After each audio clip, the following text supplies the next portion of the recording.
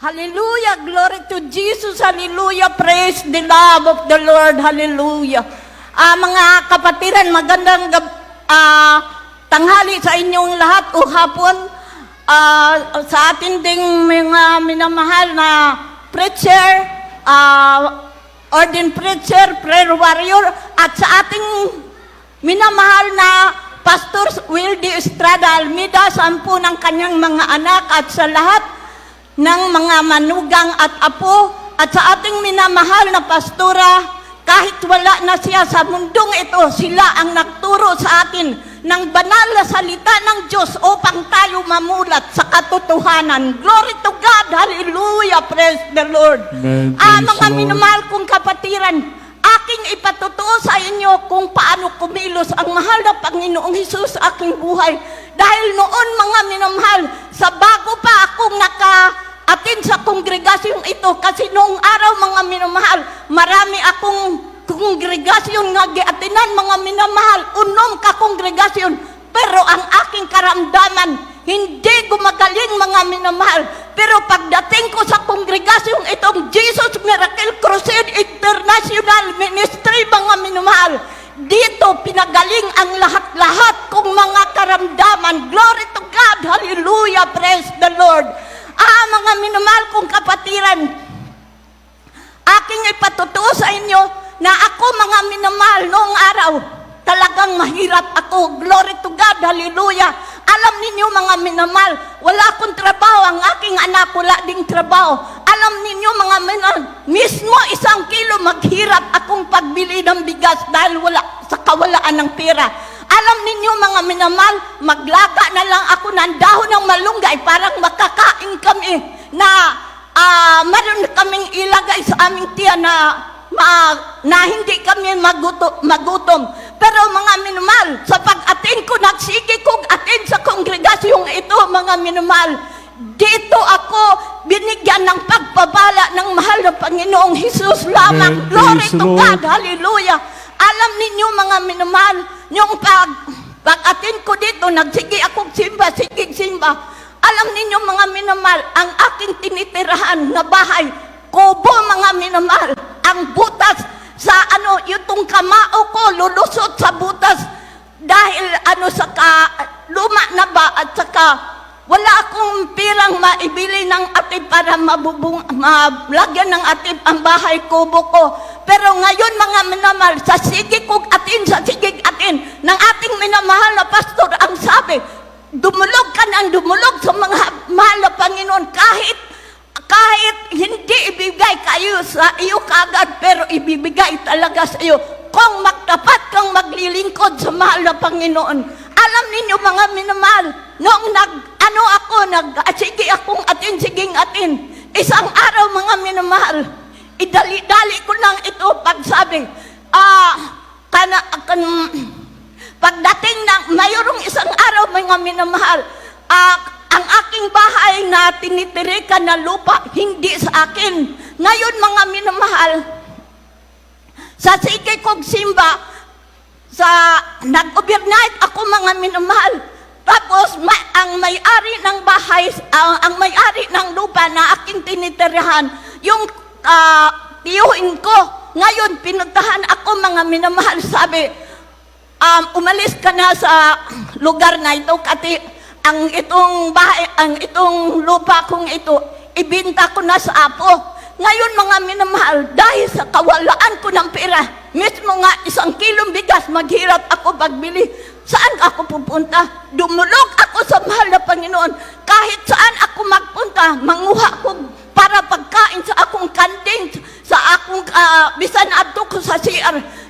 Ako sa Ginoo, dumulog ako sa Ginoo. Pero mga minamahal, hindi tayo pabayaan ng mahal na Panginoong Hesus. Dahil ang Diyos na ating itaglingkuran dito, buhay, mga minamahal, dubinidig sa ating mga daing at panalangin. Glory to God, hallelujah.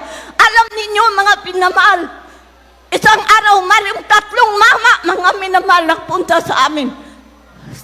Natulog ako dahil anang gabi, overnight natin, doon pa tayo sa Bunok. Ngayon, sabi, na ano ako mayroon mang yung para bang nagkanasa ba sa panganak, basta mayroon parang umaapak sa lupa. Ngayon namulat ko pagsabi kong mga tatlong mama nagsakay sila ng kabayo, mga minamahal. Alam ninyo mga minamahal, nagtanong sa akin, Nay, ito ba ang bahay mo? Sabi ko, oo, ito. Pero nakita nila ang bubungan ko nalulusot itong isang kamao, pero maraming butas. Ngayon sabi, dito kayo natutulog na. Sabi ko, oo, pero pag umuulan, sir, hindi kami nakatulog. Anong ginagawa nyo? Maupo kami sa isang tabi. Nagtalukbong kami ng dahon saging kasi alam ninyo mga minamahal, pagdating na hapon, pag makita ko sa buong paligid na kulimlim na ang langit, alam ninyo mga minamahal, nagkuha na ako ng 5 pirasong dahon saging kasi yan italukbong namin pagdating ng ulan dahil ang nakatira sa aking bahay kubo, yung anak ko at saka ako, yung 3 kong pamangkin na lalaki. Ngayon mga minamahal, sabi, nagsulat yung mama, sabi sa akin, ito, Nay, hindi pa sila nagpakilala sa akin. Sabi, ito Nay, ito ang sulat. Bukas sa kuanay sa Lunes, punta ka mga alas 9 doon sa loob ng planta, dyan sa Apo. Alam ninyo mga minamahal, sabi ko, kasi hindi ko alam, ang akong inanuhan, ang Diyos, sabi ko, mahal Panginoon, kung ano man layunin sa 3 mama na ito sa akin, ikaw nang bahala sa akin. Alam ninyo mga minamahal, pagdating ko doon mga minamahal sa loob ng opisina, sabi ko, ang sabi sa banal na kasulatan sa mahal na Panginoon, ang bawat kumaktok bubuksan, ang bawat humahanap makakasumpong. Kaya sabi ng Ginoo, sabi ko sa mahal na Panginoon, ikaw nang bahala sa akin. Ikaw ang makikita nila sa aking harapan kung ako'y humarap sa 3 mama na yun. Glory to God, hallelujah. Alam ninyo mga minamahal, pagdating ko doon, sabi, halika Nay. Ikaw pala Nay. Oo. Halika Nay. Ito, upo ka muna dyan Nay. Sabi, pag mamayang konti, bumaba kaming 4, yung 3. Yun pala sila, nagpakilala sa akin. Ang isa, manager sa isang plant, sa isang, yung farm ba, doon sa farm. Tapos, ang isa, assistant manager. Ang isa, manager sa buong planta ng Apo. Kaya sabi niya, sige Nay, punta ka doon. Nagpunta ako doon, mga minamahal kong kapatiran. Pagpunta ko doon, mga minamahal, ang sabi sa akin, sabi, Nay, halika. Bumaba kami, doon tayo sa likod. Alam ninyo, mga minamahal, binigyan ako ng kahoy at saka yero. Ang daming yero at saka kahoy. Simento, 4 na sako. 10 sako, mga minamahal. Ngayon sabi ko, praise the Lord, hallelujah. Nadinig mo mal, Panginoon, ang aking panalangin. Sabi ng manager sa akin, sabi, ay problema ka na, wala yung masakyan. Sige, magpatawag kami ng truck para kargahan itong kahoy. Alam ninyo mga minal, nagtawag. Pagdating gikarga ang aking yung binigay nila, ang daming sina, at saka yung mga yero, kahoy, at saka yung 10 sakong semento. Pagdating sabi ko, hala, ano naman saan ko naman ititirik ang aking bahay kubo kung mayroon akong yero, mayroon akong saan ko man itirik. Alam ninyo mga minamahal kong kapatiran, pag kinabukasan, sumulat na naman yung mama sa akin, yung manager. Binigyan na ako sulat, Nay, bumalik ka pag kinabukasan. Pagbalik ko mga minamahal, ang sabi sa akin, halika Nay. Ang pera, binilang, lagay sa sobre. Pagdating, sabi ko, halika Nay. Sabi niya sa akin, silang 3 nagharap sa akin. Ito Nay, sabi ng manager, ito Nay, ito ang pambili mo ng lupa. Ito Nay, huwag mong kuhaan ito Nay. Pambili mo ito ng lupa. Bahala na kaming magbigay sa iyo ng pamasahe.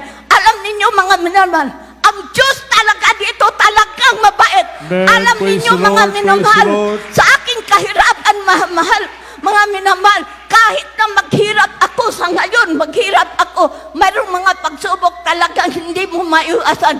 Pero mga minamahal, kung dumulog ka sa mahal na Panginoon, hindi ka pababayaan at hindi ka iiwanan. Glory to God, hallelujah. Alam ninyo mga minamahal, di anuhan na ako ng pera.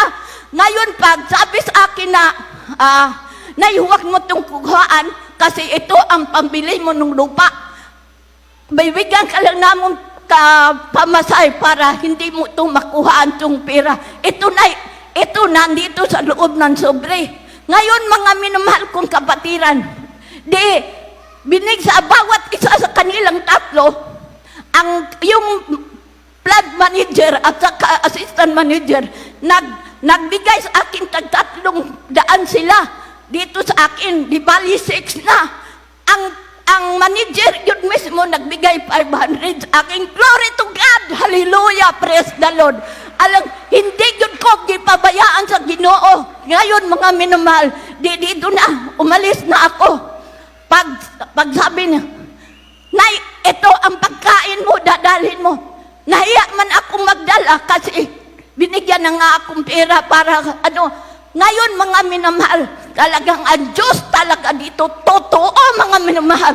Kaya mga minamahal kong kapatiran, kung sino man ang bago dito sa inyo, huwag kayong mag-alinlangan sa pagdudog sa mahal na Panginoon kasi ang Diyos nato dito, buhay mga minamahal. Ano man mga pagsubok, ano man paghirap na ating maranasan, huwag kayong titingin. Ang Diyos na ating pinaglikuran, siyang ating titingnan. Siya ang magbibigay ng supply sa atin kung ano ang wala natin.